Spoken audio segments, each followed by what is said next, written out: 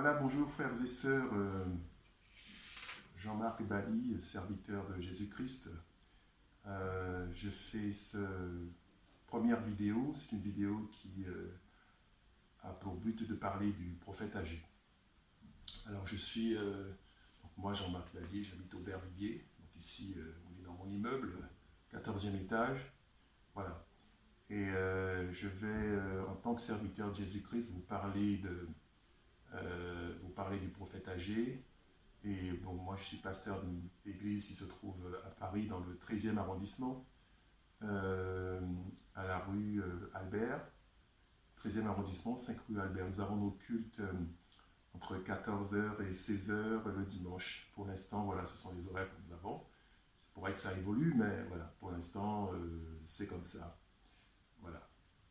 Alors, je vais commencer pour ma première vidéo. Première vidéo donc sur YouTube, première vidéo sur Internet pour parler de la parole de Dieu. J'ai reçu cet appel de parler donc du Seigneur, de parler du prophète âgé pour commencer. Et puis donc il y aura un certain nombre de messages qui vont suivre. Donc je n'ai aucune idée de la régularité, du rythme que je vais observer en fonction. Et puis j'aurai sans doute quelques détails techniques à régler. Mais le plus important, c'est de commencer.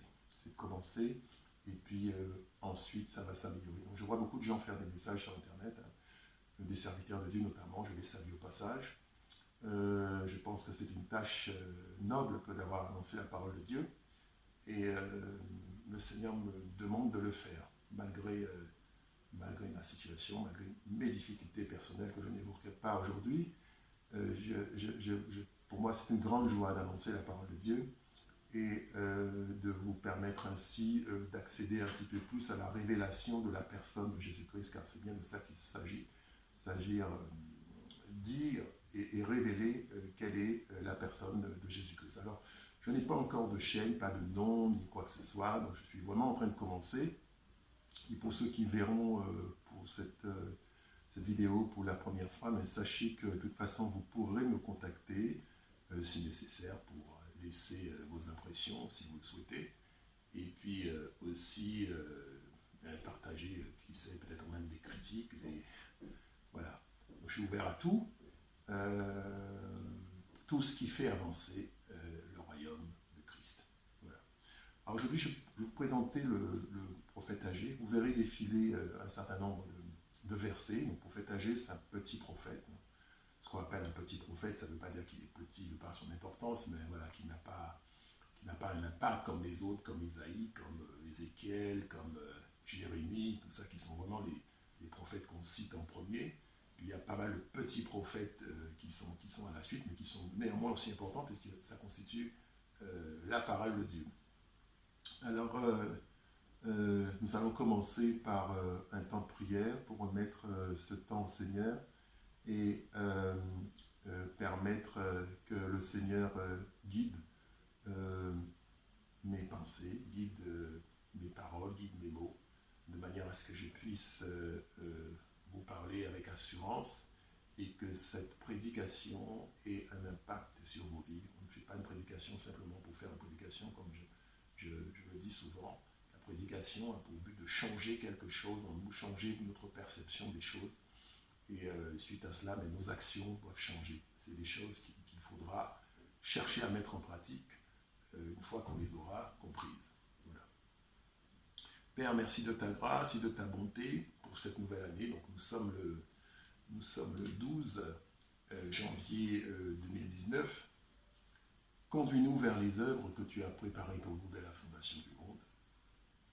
Nous te présentons ton Église, donc notre Église Bethesda, afin qu'elle puisse avancer et qu'elle puisse être un lieu où il y a la paix et où tes enfants viennent et se ressourcent, reçoivent ta parole et sont restaurés, et où le temple, qui est le corps, est rebâti. C'est-à-dire que cette prédication est très à propos par rapport au temple qui est le corps. Dans l'Ancien Testament, le temple, c'est un bâtiment. C'était quelque chose qu'il fallait reconstruire, mais c'était une préfiguration de notre corps Hein, Jésus va dire détruisez ce temple et en 3 jours je le relèverai. Et les Juifs n'ont pas tout compris quand il a dit ça, mais en fait il parlait de son corps. Donc la vocation de cette vidéo, c'est de vraiment qu'à l'issue de ça, qu'un processus de reconstruction de votre vie puisse se faire par le Seigneur, évidemment, dans la mesure où vous marchez avec lui. Alors, nous voulons être renouvelés dans notre appel et dans l'accomplissement de la volonté de notre Dieu. Alors, le prophète Agé commence comme ça, c'est-à-dire qu'il va commencer par d'abord parler donc de la part de Dieu aux Israélites en faisant un constat. On va commencer donc par, donc on ne va pas prendre tout le livre, hein, il n'est pas très grand déjà, il fait que 2 chapitres, hein, donc ce qui vous donnera l'occasion de le lire assez facilement. On va parcourir comme ça quelques versets et voir quelques points clés dans ce passage du livre d'Agé. Par exemple, dans Agé chapitre 1, verset 5 et verset 6, il est dit « Ainsi parle maintenant l'Éternel des armées. Considérez attentivement vos voies. Vous semez beaucoup et vous recueillez peu. Vous mangez et vous n'êtes pas rassasiés. Vous buvez et vous n'êtes pas désaltérés. Vous êtes vêtus et vous n'avez pas chaud. Le salaire de celui qui est à gage tombe dans un sac percé. » Donc ça, c'est un constat de l'imitation des bénédictions. Là, c'est Dieu qui parle et envoie son prophète Agé pour leur expliquer un petit peu leur situation. Donc, si on se replace dans le contexte historique, ils viennent de rentrer de déportation, d'exil. On connaît bien les prières de Daniel qui ont permis que la déportation prenne fin, puisque le temps, les 70 années étaient écoulées. Et il a fallu donc que ce peuple retourne dans son pays d'origine, après 70 années d'exil. Et ce peuple-là va expérimenter un certain nombre de, on va dire, manque de bénédiction. C'est-à-dire c'est des gens qui travaillent, c'est des gens qui cultivent, c'est des gens qui ont du bétail, c'est des gens qui font tout un tas de choses. Aujourd'hui, on dirait qu'ils font leur business et qu'ils s'attendent à prospérer. Et il apparaît que malgré leurs efforts, ils ne prospèrent pas. Alors qu'est-ce qui se passe? Donc, Dieu, dans sa bonté, va envoyer un prophète, le prophète Agé, leur parler. Donc, je vais relire, il dit « Considérez attentivement vos voies ». Considérez attentivement vos voies, ça veut dire regardez la manière dont vous agissez. Et regardez le résultat que ça donne. Vous devrez constater que ce résultat n'est pas excellent. Faites le constat. Vous allez voir que vous travaillez, vous faites des efforts, et ça ne rapporte pas comme vous auriez aimé que ça vous rapporte. Donc, qu'est-ce que vous en pensez? Qu'avez-vous à dire là-dessus? Et il va envoyer donc son prophète Agé leur dire cela pour sensibiliser les Israélites sur leur situation. Alors, il arrive qu'on ne soit pas béni dans nos entreprises. Qu'on ne soit pas béni, ça veut dire qu'on n'ait pas le succès escompté. Je pense que beaucoup de personnes peuvent expérimenter cela dans leur vie et se dire, mais je ne comprends pas, je fais des efforts, je travaille, je fais tout un tas de choses et je m'aperçois que je ne prospère pas comme j'aurais voulu. Par exemple, je me suis marié, je m'attendais à être heureux, à avoir tout un tas de bonheur, tout un tas de choses comme ça, et je m'aperçois que ça ne va pas. J'ai investi dans une affaire, je me suis donné corps et âme, le marché était prometteur, et quand je me suis lancé, ça n'a pas marché, etc. Tout un tas de désillusions. Qui sont inhérentes ils sont proportionnés, je dirais, par rapport à notre espoir. Hein. Plus on a d'espérance, plus on a d'attente, meilleur on est candidat à la désillusion. Alors, ça c'est une première chose où le Seigneur va leur faire constater cela. Alors, ça veut dire aussi lever la tête. Hein. Quand on fait quelque chose et qu'on se rend compte que ça ne marche pas, que ça ne fonctionne pas, que ça n'aboutit pas, et que pourtant on fait tout ce qu'on peut, qu'on donne tout, à un moment donné, il faut arrêter et il faut se poser la question, qu'est-ce qui se passe? Est-ce qu'il y a quelque chose que je ne vois pas ou que je ne comprends pas? Et je pense que c'est des situations vraiment que beaucoup de gens vivent, comme si il y avait quelque chose qui vous retient d'avancer. D'accord? Alors, voilà. Et il y a un verset très important qui n'est pas dans le livre du prophète Agé, mais qui est dans le livre des Proverbes. Je vais lire un chapitre 10, verset 22, il dit « C'est la bénédiction de l'Éternel qui enrichit, et il ne la fait suivre d'aucun chagrin. » C'est la bénédiction de l'Éternel. Donc c'est une clé qu'on nous donne. Hein. Ça veut dire pour être béni, pour enrichir, pour prospérer, je dirais. Voilà. Il faut que Dieu nous bénisse. Ce n'est pas lié uniquement à notre talent. Ce n'est pas lié uniquement à notre éducation. Ce n'est pas lié uniquement à nos origines ou aux circonstances qui sont favorables.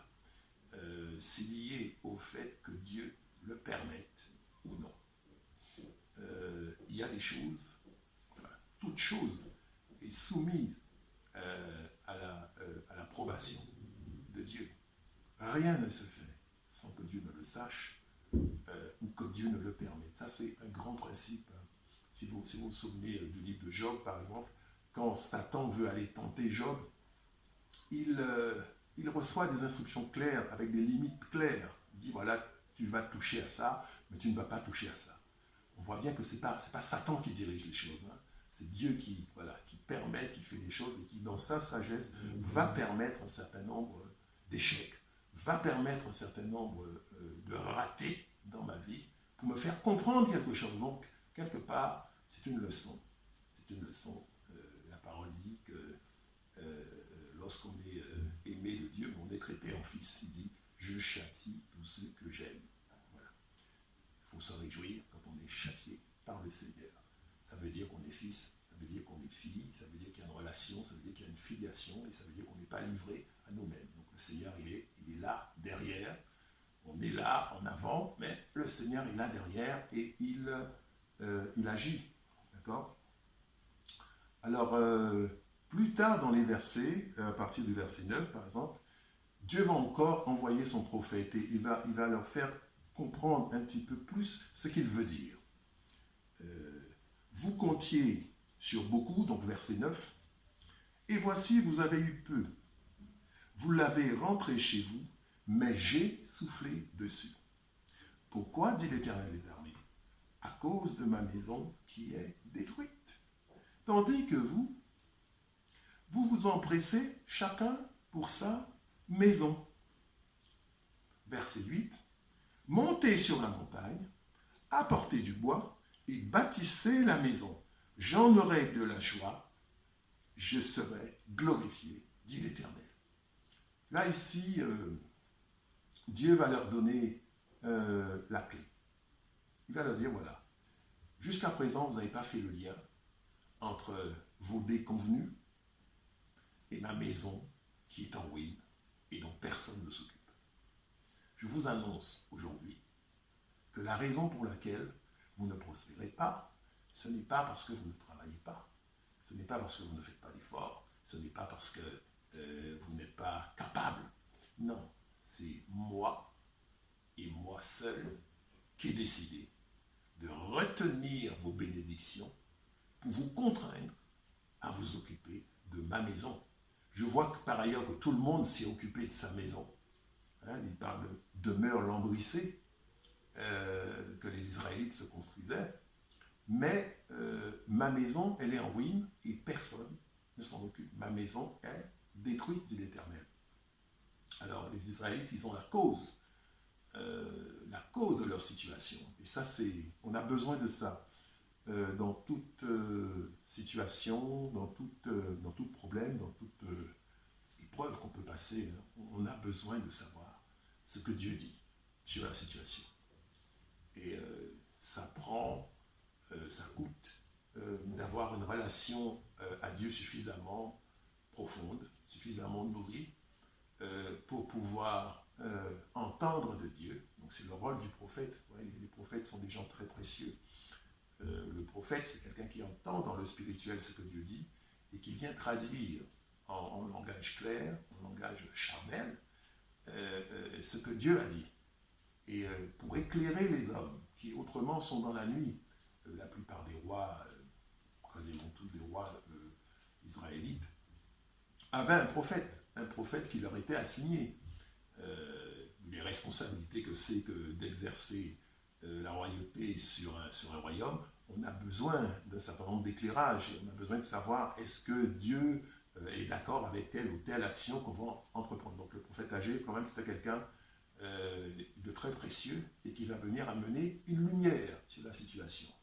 Donc David va dire, ta parole est une lumière sur mes pas.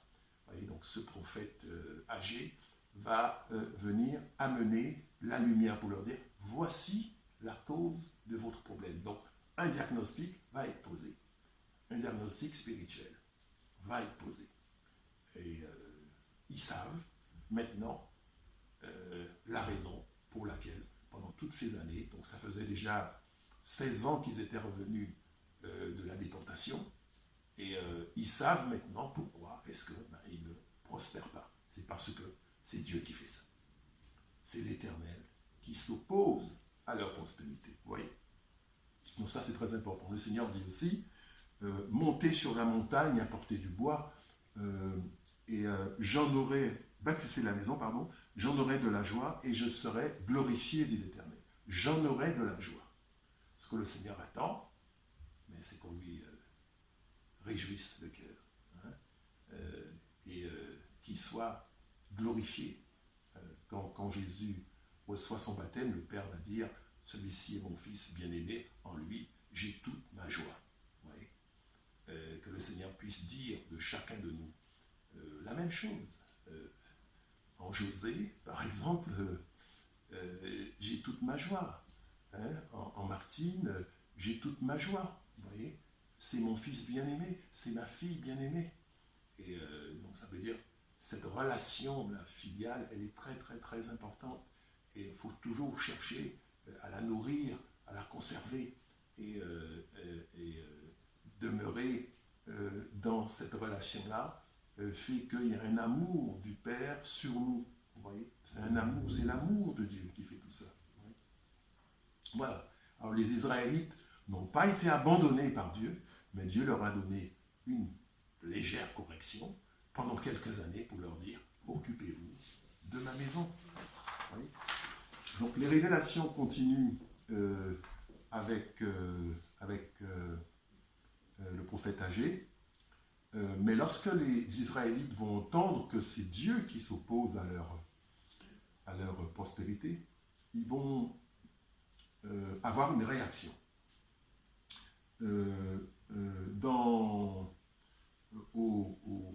Au verset 12, il est dit « Zorobabel, fils de Sheltiel, Josué, fils de Jotsadak, le souverain sacrificateur, et tout le reste du peuple entendirent la voix de l'Éternel, leur Dieu, et les paroles d'Agé, le prophète, selon la mission que lui avait donnée l'Éternel, leur Dieu. Et le peuple fut saisi de crainte devant l'Éternel. » Donc ça, la crainte, c'est une disposition du cœur, une certaine disposition du cœur devant Dieu. Dans le livre des Psaumes, chapitre le 111, verset 10, il est dit « La crainte de l'Éternel est le commencement de la sagesse. » D'accord ? La crainte de l'Éternel est le commencement de la sagesse. Ça veut dire que c'est par là qu'il faut commencer. Quand on veut soigner ses relations avec Dieu, c'est par là qu'il faut commencer, par la crainte de l'Éternel. La crainte de l'Éternel, ça veut dire quoi? C'est pas une crainte servile, une crainte qui va faire qu'on a peur de tout, mais c'est une manière de le respecter. Respecter sa présence, respecter respecter sa volonté, d'accord, et considérer comme précieux ce qu'il vous dit. Beaucoup de gens disent le Seigneur ne me parle pas, le Seigneur ne me parle pas. Le Seigneur parle. Dans le livre de Job, chapitre 33, verset 14, il dit Dieu parle tantôt d'une façon, tantôt d'une autre, mais on n'y prend pas garde. Oui. Il faut un dialogue. Dieu me parle, j'entends, je prends ce qu'il me dit et j'en fais quelque chose. Si à chaque fois qu'il me parle, je ne fais rien de ce qu'il me dit, évidemment, ça ne va pas l'inciter à me parler. Il se dit, mais il me dit de lui parler, mais il ne fait pas son travail. Quand je lui demande de faire quelque chose, il ne le fait pas. Quand je lui fais une révélation, il n'en tient pas compte. Le Seigneur nous fait une révélation, il faut au moins prier avec. Quand le Seigneur nous fait une révélation quelconque, quel que soit le canal par lequel cette révélation nous parvient, ça peut être un prophète, ça peut être un rêve, ça peut être n'importe quoi, il faut au moins prier avec. Le Seigneur, voilà, j'ai entendu, tu as fait ça. Je veux te prier pour la situation que tu évoques, dans cette révélation que tu me fais. Et au moins ça. Et ensuite, ça peut être aussi des directives qu'il donne, c'est-à-dire comment agir dans une situation, quelle stratégie adopter. Et quelquefois, encore plus sérieux, ça peut être des avertissements. C'est-à-dire, vous avez face à un danger, et il peut dire, attention, ce que tu es en train de faire, ça va te conduire à une destruction. Donc, il faut absolument que tu changes de voie. Et si on n'entend pas le Seigneur, on ne peut pas marcher selon ses voies, selon ses directives. Et ça, c'est essentiel. Vous voyez ? Alors, la crainte de l'Éternel s'est emparée d'eux. Donc, ils ont réalisé qu'en fait, qu'ils étaient dans la main de Dieu. Ils n'avaient pas été libérés de Babylone pour faire ce qu'ils voulaient, quand ils voulaient, comme ils voulaient, comme les autres peuples, qui sont toujours le peuple de Dieu, qui a toujours un lien, et que Dieu est toujours là, dans leur vie, et qu'il a les moyens d'intervenir dans leur vie à n'importe quel niveau. Donc la présence de Dieu fait que dans votre cœur, on doit en éprouver une certaine crainte, d'accord ?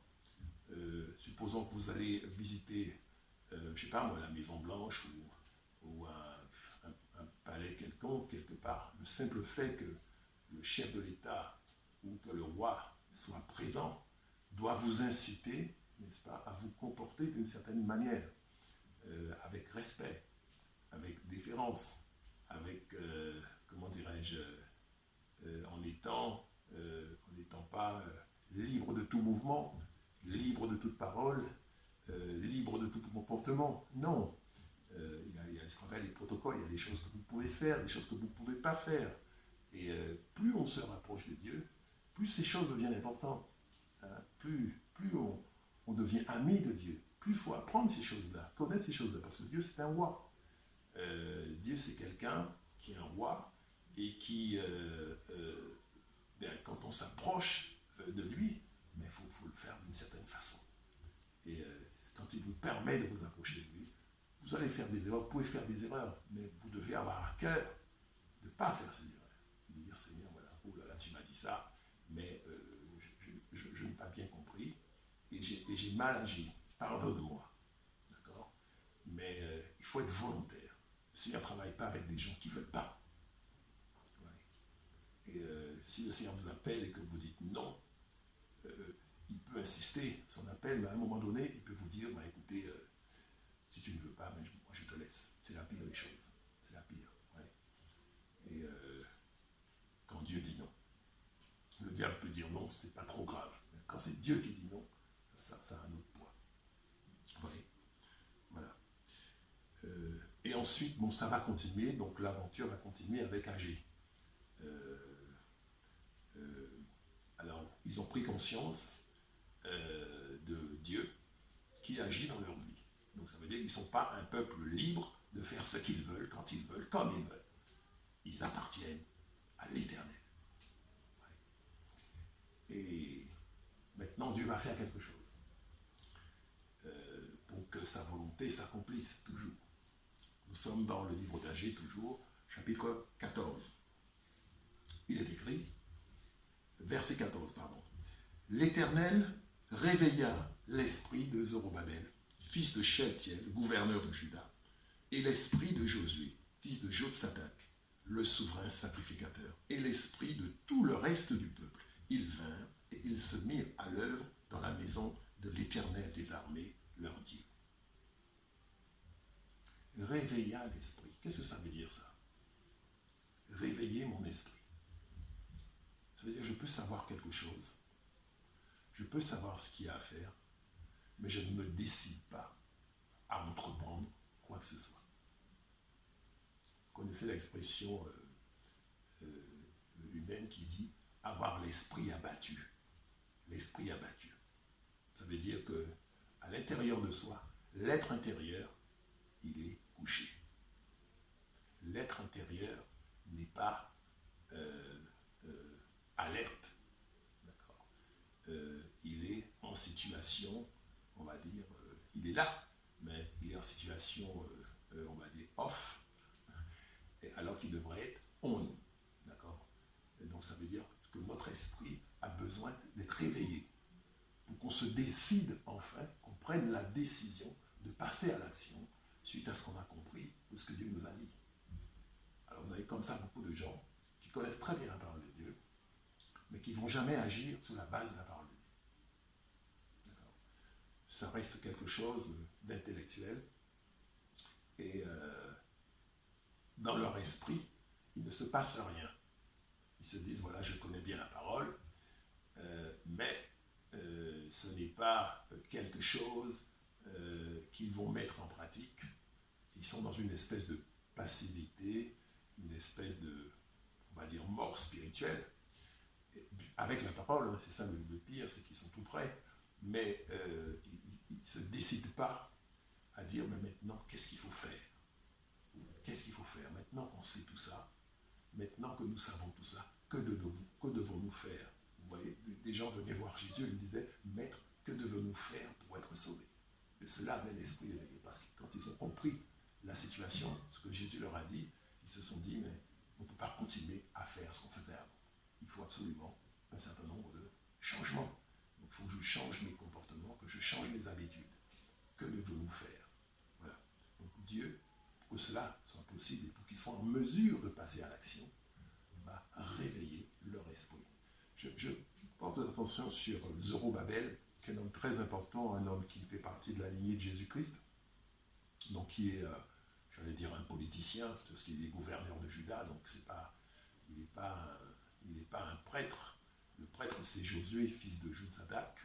Donc il travaille en collaboration, puisque Agée est envoyé à l'un et à l'autre, et aussi au peuple. Donc toutes ces personnes-là, donc le gouverneur, le prêtre, le peuple, tout le monde a besoin d'avoir l'esprit éveillé. Donc le Seigneur va éveiller l'esprit de tout ce monde-là, pour que sa volonté se fasse. Donc le Seigneur va envoyer son esprit et éveiller l'esprit de ces gens-là. Ensuite, l'action va avoir lieu, c'est-à-dire qu'ils vont se mettre effectivement au travail, parce que leur esprit éveillé se sont dit, bon, on a compris ce que le Seigneur veut, il faut rebâtir le temple, et c'est pour ça qu'on a tant de difficultés. Donc on va changer notre comportement, on va passer à l'action, on va agir maintenant. Et donc là, ils vont prendre les outils pour pouvoir bâtir, n'est-ce pas, le temple de l'Éternel et commencer à entrer, je dirais, à revenir dans la volonté de Dieu. Donc, la volonté de Dieu, c'est que le temple soit rebâti. Et donc ils vont venir comme ça et ils vont commencer donc à bâtir le temple. Alors, nous sommes dans le 2e chapitre du livre d'Agée, à partir du verset 3. Il est écrit: Quel est parmi vous le survivant qui ait vu cette maison dans sa gloire première? Et comment la voyez-vous maintenant? Telle qu'elle est, ne paraît-elle pas comme rien à vos yeux? Verset 4. Maintenant, fortifie-toi, Zorobabel, dit l'Éternel. Fortifie-toi, Josué, fils de Josaphat, souverain sacrificateur. Fortifie-toi, peuple entier du pays, dit l'Éternel, et travaillez, car je suis avec vous, dit l'Éternel des armées. Donc l'Éternel donne un ordre spécifique. Il dit travaillez, passez à l'action. Prier, c'est bien. Jeûner, c'est bien. Tout ce qu'on fait, c'est bien pour le Seigneur. Mais à un moment donné, la volonté du Seigneur, c'est qu'on passe à l'action, c'est-à-dire qu'on fasse vraiment des choses, qu'on pose des actes. Ouais. Jacques va dire, c'est Jacques qui dit, la foi sans les œuvres est vaine. La foi sans les œuvres est vaine. Ouais. Ça veut dire, pour parfaire la foi, ou compléter la foi, il faut des actes de foi. Donc des actes de foi, c'est-à-dire des actes motivés qui ont pour moteur ma foi. Donc ces actes-là vont être liés à ma foi. Vous vous rappelez le malade qui a été emmené à Jésus. Il y avait tellement de monde dans la maison où ils étaient, ils ont dû ouvrir le toit de la maison et faire descendre la civière comme ça avec une corde devant lui pour qu'il puisse le guérir. Mais cet acte-là qu'ils ont posé a montré leur foi. Et il était écrit Jésus voyant leur foi. Donc c'est par un acte que Jésus a vu leur foi. Voilà. Donc c'est très très important à un moment donné de passer à l'action et de poser un acte qui va être un acte de foi. La foi vient de ce qu'on entend, Romains 10, 17, la foi vient de ce qu'on entend vient de la parole de Dieu, de la parole de Christ. C'est-à-dire, ils ont entendu, c'est typiquement ce qui se passe dans ce passage-là. Ils ont entendu la parole, ils ont cru à cette parole, ils ont eu foi en cette parole, et ils passent à l'acte sur la base de cette parole. Vous voyez?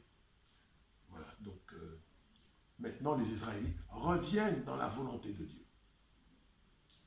Ben, l'espérance, c'est que les sanctions, les limitations de leur prospérité vont être levées. C'est ce qu'il faut espérer.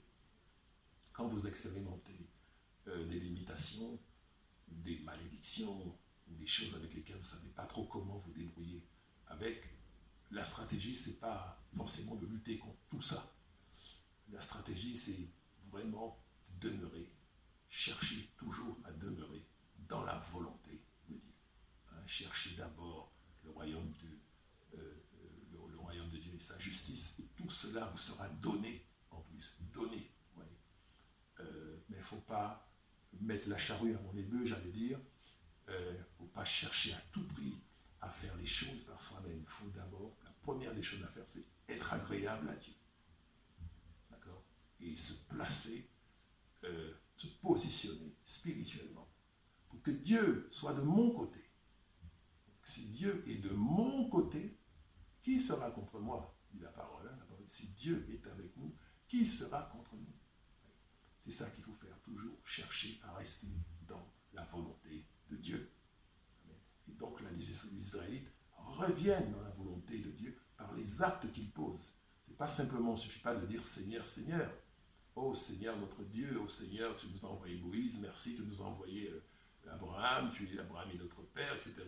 Louer le Seigneur, il louait le Seigneur, mais il ne faisait pas sa volonté. Il ne bâtissait pas le temple. Voilà. Jésus va dire plus tard, quand il va venir, il va dire c'est pas ceux qui crient Seigneur, Seigneur qui entreront dans mon royaume, mais ceux qui font la volonté de mon Père. Donc c'est quelque chose de très pratique et de très concret, de pragmatique. À un moment donné, il y a des choses qu'il faut faire. Il faut passer à l'action. Voilà.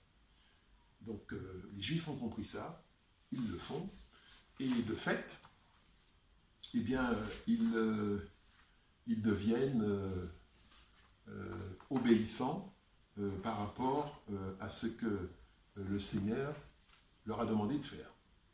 Alors le Seigneur, quand il voit ça, ben, il est content. Il est content, son cœur se réjouit. Il l'avait dit à quelques versets plus tôt, il a dit j'en aurai de la joie et je serai glorifié. Donc maintenant que les Israélites se sont mis à l'œuvre, le Père éprouve de la joie et éprouve et ressent qu'il est glorifié. Et le Père va commencer à parler en plus, quand il est dans la joie comme ça. Donc, on a tout intérêt à ce qu'il soit dans la joie à notre sujet. Et il va dire, donc il va rappeler quelque chose, il va rappeler son alliance. Agé chapitre 2, verset 5, il dit, donc c'est le Père qui parle, il dit, « Je reste fidèle à l'alliance que j'ai faite avec vous quand vous sortîtes d'Égypte et mon esprit est au milieu de vous. Ne craignez pas. » Je reste fidèle. On va reprendre ça, c'est presque un point juridique où il va dire, « Je reste fidèle à l'alliance que j'ai faite avec vous quand vous sortîtes d'Égypte. » C'est-à-dire Dieu, du temps de Moïse, les avait déjà sortis d'Égypte et avait fait alliance avec eux. Et c'est sur la base de cette alliance-là qu'il va intervenir à nouveau dans leur vie. Il lui dit, « Mon esprit est au milieu de vous. » Qu'est-ce que l'esprit? L'esprit, c'est ce qui accomplit la volonté de Dieu. Quand Dieu dit que la lumière soit, c'est l'esprit qui se charge de réaliser cela. Quand il dit qu'il y ait toutes sortes d'animaux sur la terre, c'est l'esprit qui se charge de réaliser cela. À chaque fois que le Seigneur il va parler, que le Père il va parler, l'esprit va se charger de faire le travail pour que ce qu'il a dit se réalise. Donc, ce qu'on n'exprime pas de façon claire, c'est que l'esprit aussi aide les Israélites à bâtir le temple. Ils sont aidés, ils sont favorisés, tout est fait, tout est mis en place, tout est orchestré par l'esprit pour qu'ils puissent bâtir la maison de Dieu parce que c'est la volonté du Père. Ouais. Et ça, qu'est-ce qui fait ça? C'est l'alliance. Nous sommes en alliance. Quand je suis en alliance avec l'Éternel, eh bien l'Éternel, l'Esprit de l'Éternel sera avec moi. L'Esprit de l'Éternel va marcher avec moi. Il va faire tout un tas de choses, va agir dans ma vie de façon à ce que je puisse accomplir la volonté de l'Éternel. C'est très très important de comprendre qu'on n'est jamais seul à agir. L'Esprit de l'Éternel est là aussi, agit en moi quand je suis dans la volonté de l'Éternel et que je respecte évidemment sa parole. Mais le Seigneur montre comment est-ce que lui aussi, quelque part, par son esprit, se met à l'œuvre dans cet ouvrage qui est la construction du temple et qui fait sa joie et sa gloire. Voilà. Donc vous voyez toutes les étapes comme ça par lesquelles passe le peuple d'Israël pour revenir dans une certaine relation avec le Seigneur, relation qu'ils avaient perdue.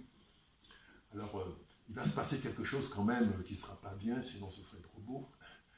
Il va se passer quelque chose dans cette reconstruction du temple. Et le Seigneur va envoyer le prophète Agé à nouveau. Donc, ils sont en train de faire ce qu'ils font. Et donc, le temple, en fait, est en train d'être reconstruit.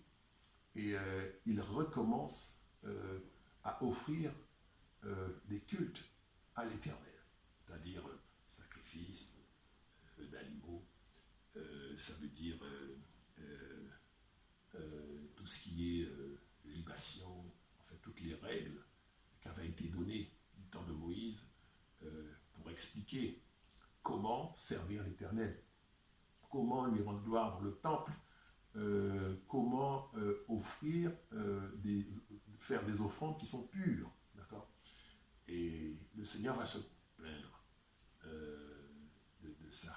Il va envoyer le prophète Agé, donc je n'ai pas tout mis dans la partie que je vais citer, mais nous sommes au chapitre 2, verset 12. Il va dire, « Si quelqu'un porte dans le pan de son vêtement de la chair sanctifiée, et qu'il touche avec son vêtement du pain, des mets, du vin, de l'huile ou un aliment quelconque, ces choses seront-elles sanctifiées ?»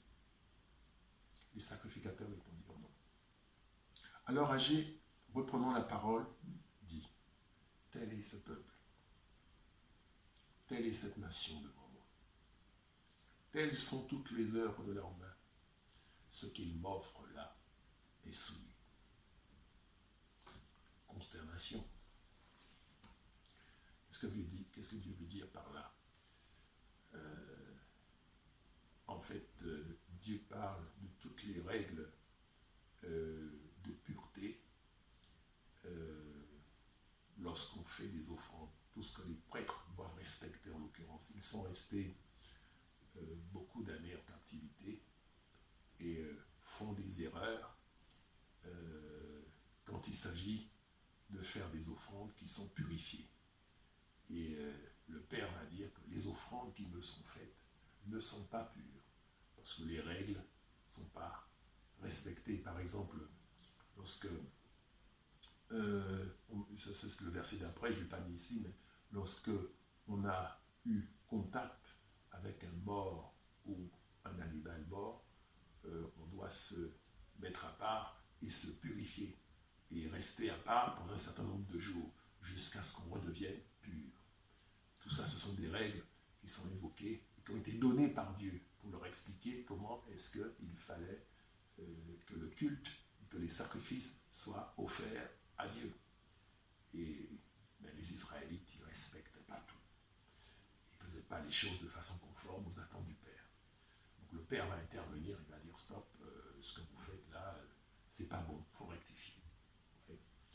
Et ça c'est important, c'est un principe très important parce que Dieu n'est pas tenu d'accepter nos offrandes.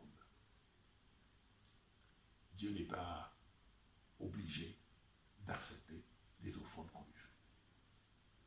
Il va accepter les offrandes qui lui plaisent. Les offrandes qui sont selon son désir, selon sa volonté, qui lui sont agréables. Il faut que l'offrande soit agréable. Quand on arrive avec l'offrande, on doit se poser la question, est-ce que mon offrande va être acceptée? Je dois me présenter avec des mains pures, un cœur pur, des motivations pures, d'accord, pour offrir quelque chose qui va plaire. Et si mon offrande est agréée, c'est moi qui serai agréé. Le Seigneur va dire, voilà, mon serviteur, mon fils, ma fille, m'a fait telle offrande. Il m'a donné de la joie. Il faut faire très attention lorsqu'on vient devant l'Éternel avec une offrande. Vous connaissez l'histoire de Nadab et Abihu, qui sont les fils d'Aaron, et comment l'Éternel les a tués, parce qu'ils ont fait une offrande qui n'était pas agréée par l'Éternel. Donc, frères et sœurs, ce que nous évoquons ici, ce sont des choses extrêmement graves. Ce sont des choses qui sont de l'ordre de la vie ou de la mort. Donc, ceux qui n'ont pas... ceux qui font des offrandes qui ne sont pas agréées par l'Éternel ne seront pas exaucés. Ne sont pas exaucés. On va prendre un cas extrême pour vous faire comprendre un petit peu. Prenons le cas de Jésus-Christ. Jésus-Christ, quand il est venu sur la terre, il est venu faire quoi, essentiellement? Si on devait résumer en une phrase ce qu'il est venu faire, il est venu faire une offrande au Père. L'offrande, c'est lui. L'offrande, c'est sa vie. Offrir un agneau sans défaut, sans tache. Et quand on fait cette offrande-là, devant l'Éternel, nos prières sont agréées. Si vous lisez dans Jean 17, vous allez voir toutes les prières que Christ a faites à l'endroit de ses disciples. Il les a faites au Père pour le plus grand bénéfice de ses disciples, de ceux qui croient en lui. Et même il le dit, pour ceux qui croient en lui par leur parole. Comment Christ peut se permettre de faire ça? Mais il se permet de faire ça parce que son sacrifice est pur. Il n'y a pas de plus grand sacrifice, de sacrifice plus agréable que celui que Christ a offert. Personne ne peut offrir un sacrifice plus grand que celui-là. Personne. Et c'est pour ça qu'il est écouté. C'est pour ça que sa prière à notre sujet est exaucée. Et c'est comme ça que nous sommes sauvés. Si l'adversaire avait pu offrir quelque chose qui soit au-dessus de ce que Christ a offert, nous ne serions pas sauvés. Parce que Dieu est juste. Dieu est juste. Frères et sœurs, le fait qu'on soit sauvé, c'est la miséricorde de Dieu, c'est l'amour de Dieu, mais c'est aussi justice. Parce que le prix de nos fautes est payé. Voilà. Donc une offrande doit être acceptée. Donc quand je dépose quelque chose devant le Seigneur, je dis Seigneur, voilà, je te dépose ça. Il faut l'accepter. Des fois, le Seigneur va dire non. Le Seigneur va dire non. L'Esprit va vous faire comprendre que ce que tu as fait là, c'est pas bon. Il faut recommencer. Il faut le refaire. Il ne faut plus le faire. Mais ce n'est pas accepté.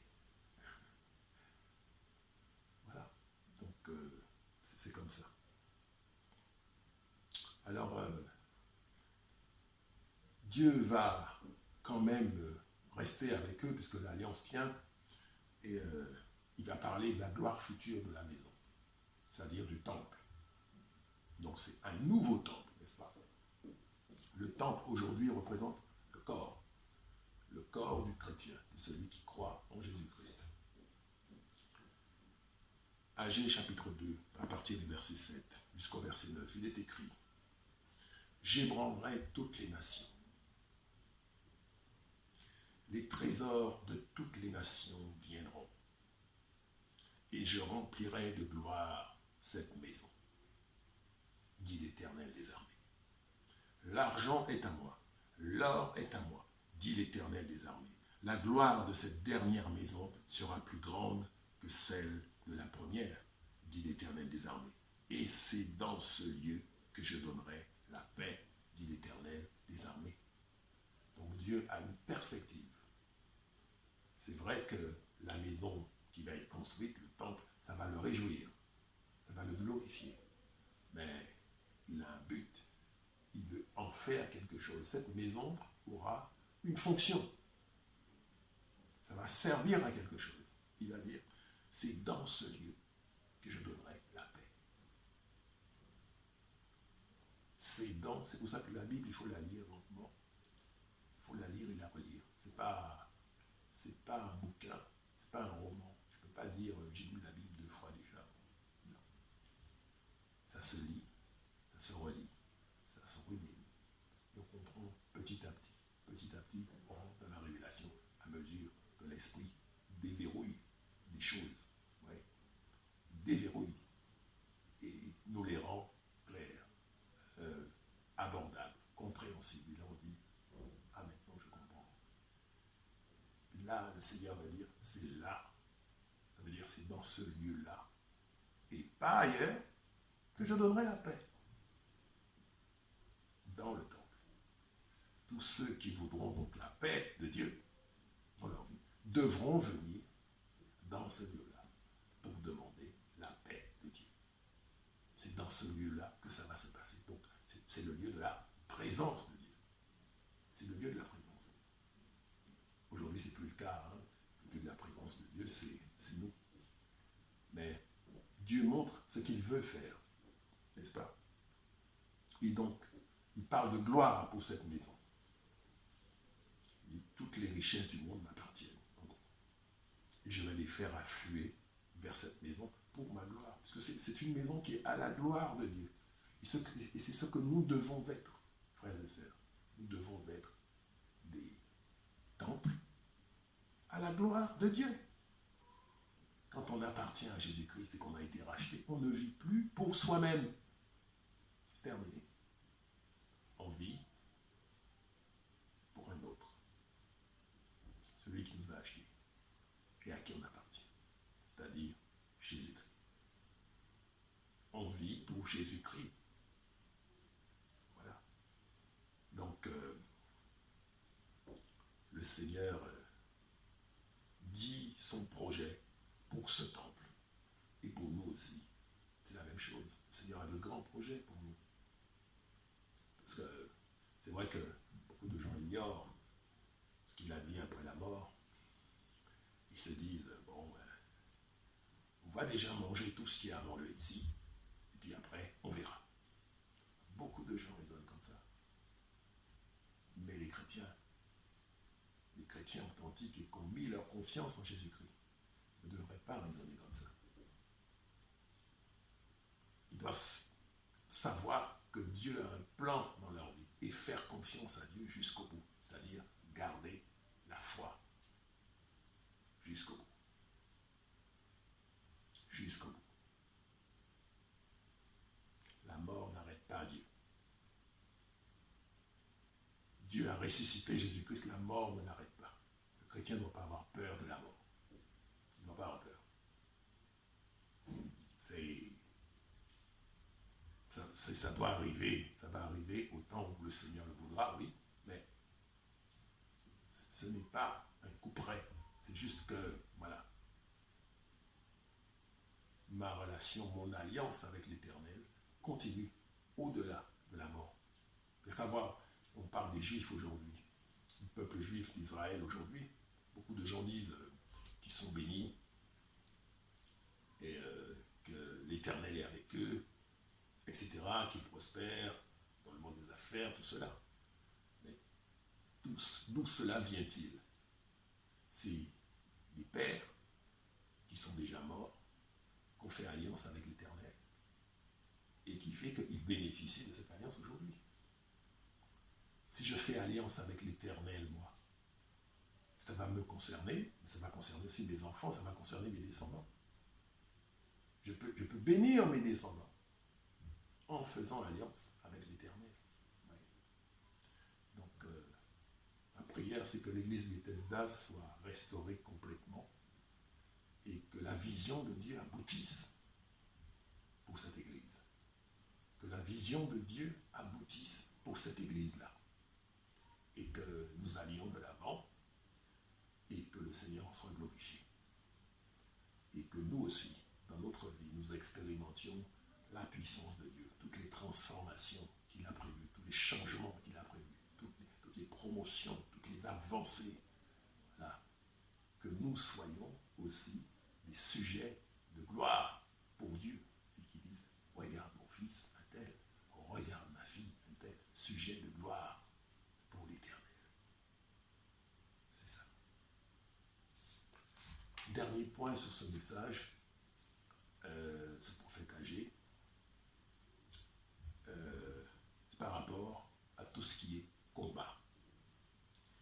Combat contre les ennemis. Vous savez, quand le temple de Dieu se reconstruit comme ça, tout le monde n'est pas heureux de ça. Le chrétien ne doit pas s'attendre à ce que tout le monde soit heureux pour lui, parce que le Seigneur est avec lui, le Seigneur marche avec lui, tout le monde n'est pas heureux de ça. Dans le livre de Néhémie, c'est très clairement expliqué, à un moment donné, vous allez avoir une coalition de gens qui vont venir pour attaquer le temple et pour faire cesser les travaux. Ouais. On parle de Sanballat, on parle de Tobija, on parle voilà, pas mal de gens qui font tout leur possible pour enrayer le projet et arrêter le projet. Donc ceux qui auront à cœur de marcher avec l'Éternel pour rebâtir le temple qu'ils sont aujourd'hui, verront un certain nombre de gens qui vont venir pour arrêter le projet de reconstruction du temple. D'accord? Et le Seigneur va prendre un certain nombre de dispositions par rapport à cette situation. Nous sommes dans le livre d'Agé, toujours, chapitre 2, à partir du verset 21. Il est écrit: Parle à Zorobabel, gouverneur de Juda, et dit: J'ébranlerai les cieux et la terre, je renverserai le trône des royaumes, je détruirai la force des royaumes des nations, je renverserai les chars et ceux qui les montent, les chevaux et leurs cavaliers seront abattus l'un par l'épée de l'autre. Maintenant qu'Israël est entré dans l'obéissance, Israël est sous la pleine protection de Dieu. Israël se verra défendre, il sera défendu par Dieu. Dieu explique ce qu'il va faire. Il dit, j'ébranlerai les cieux et la terre. Il faut être Dieu pour ébranler les cieux et la terre. Ça veut dire qu'il va mettre en œuvre sa puissance, sa force, pour ébranler les cieux et la terre.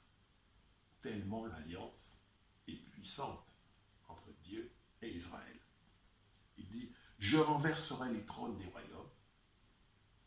Donc tous les royaumes, quels qu'ils soient, peuvent se faire détruire, ou plutôt, comment dirais-je, renverser par Dieu. Dieu peut renverser, n'est-ce pas, le trône, c'est-à-dire le roi des royaumes, le destituer, faire qu'il ne soit plus roi, et changer le roi des royaumes. C'est lui qui décide.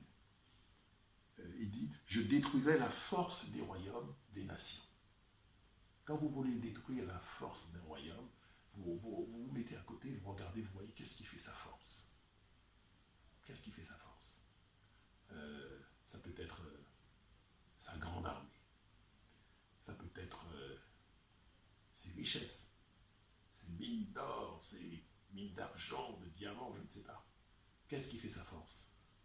Ça peut être, je ne sais pas, la forêt, le bois, ça peut être, voilà. Qu'est-ce qui fait la force d'Israël? Ce qui fait la force d'Israël, c'est son alliance avec Dieu. C'est la seule chose. Mais par cette alliance-là, Israël, quand Israël marche avec le Seigneur, Israël est au-dessus du lot. Parce que l'alliance de l'Éternel fait qu'il domine sur les autres et que les autres n'arrivent jamais à le vaincre, à l'éliminer. Ouais. Donc Dieu montre qu'il va combattre pour son peuple. Il dit, je renverserai les chars et ceux qui les montent. Renverser les chars, c'est les instruments de guerre, les chars, les chevaux. C'était avec ça qu'on faisait la guerre avant. Vous savez, tous ceux qui vont attaquer Israël, ils auront affaire à l'Éternel. Et une dernière chose très importante, c'est que ceux qui feront alliance entre eux, contre l'Éternel, ils vont se retourner les uns contre les autres. Il dit, leurs chevaux, leurs cavaliers seront abattus l'un par l'épée de l'autre. Donc c'est des alliances, vous avez des alliances de circonstances comme ça qui se font entre royaumes pour venir attaquer Israël. C'est typiquement ce qui va se passer dans les temps de la fin, comme c'est écrit. Des royaumes vont se liguer entre eux pour venir attaquer Israël. Mais l'alliance est toujours en vigueur. L'alliance est toujours en vigueur. Et Israël est toujours objet de l'amour de Dieu. Donc, ceux qui font ça s'exposent à la colère de Dieu. Voilà. Voilà ce que je voulais vous dire par rapport au livre d'Agée. Ma prière, c'est que toutes ces prophéties se réalisent pour l'église Bethesda, que l'alliance de cette église se renforce avec le Seigneur, que les personnes qui sont dans l'église voient leur alliance avec Jésus-Christ se renforcer et qu'elles expérimentent une nouvelle gloire de la maison de Dieu, c'est-à-dire de Bethesda, et que bien ainsi la parole puissante de Dieu s'accomplisse. Voilà, que nous soyons vraiment un témoignage que la parole de Dieu est vivante et puissante et qu'elle est capable de soutenir toutes choses. Voilà. C'était Jean-Marc Valli, votre serviteur, serviteur de l'Éternel. Merci de m'avoir écouté. Je vous dis une prochaine fois pour une prochaine vidéo. Que le Seigneur vous bénisse. Amen.